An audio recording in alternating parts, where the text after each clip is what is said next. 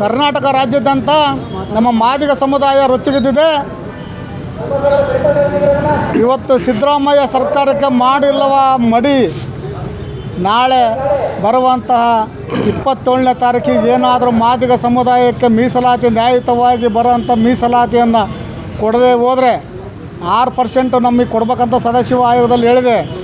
ತಮ್ಮ ಇದಕ್ಕೋಸ್ಕರ ನಾಗಮೋಹನ್ ದಾಸ್ ವರದಿಯನ್ನು ಕೂಡ ನೀವು ತೆಗೆಸ್ಕೊಂಡು ಕೂಡ ಅದನ್ನು ಕೂಡ ಮಾಡ್ತಾ ಇಲ್ಲ ಅಂದರೆ ನೀವು ಮಾದಿಗ ಸಮುದಾಯದ ವಿರೋಧಿ ಸರ್ಕಾರ ಅಂತಂದು ಸ್ಪಷ್ಟವಾಗಿದೆ. ಆದರೂ ಕೂಡ 27ನೇ ತಾರೀಕಿನ ತನಕ ಟೈಮ್ ಕೊಡ್ರಿ ಅಂತ ಕೇಳಿದಿರಿ. ಆದ್ದರಿಂದ ಇಡೀ ರಾಜ್ಯದಂತ ನಮ್ಮ ಮಾದಿಗ ಸಮುದಾಯ ಇವತ್ತು ತಮ್ಮ 27ನೇ ತಾರೀಕನ್ನು ನೋಡ್ಕೊಂತ ಕುಂತೈತಿ.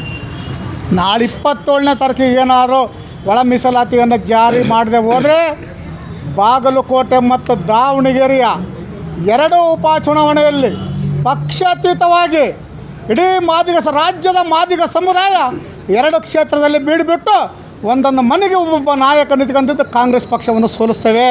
ಇದು ಮಾತ್ರ ಶತಸಿದ್ಧ. ಆದ್ದರಿಂದ ಮಾನ್ಯ ಸಿದ್ದರಾಮಯ್ಯ ಸಾಹೇಬ್ರೆ, ನೀವು ಯಾರೋ ಒಂದು ಕಡೆ ಮೈಸೂರು ಕಡೆ ನೋಡಿಕೊಂಡು ಈ ಮಧ್ಯ ಕರ್ನಾಟಕ ಮತ್ತು ಉತ್ತರ ಕರ್ನಾಟಕದಲ್ಲಿ ಬಲಿಷ್ಠ ಇರೋಂಥ ಮಾದಿಗ ಸಮುದಾಯನ ಕಡೆಗಣಿಸಿದರೆ ನಿಮ್ಮ ಅಳಿವು ಗ್ಯಾರಂಟಿ. ಕಾಂಗ್ರೆಸ್ ನಶಿಸಿ ಹೋಗ್ತೈತಿ ಈ ರಾಜ್ಯದಲ್ಲಿ.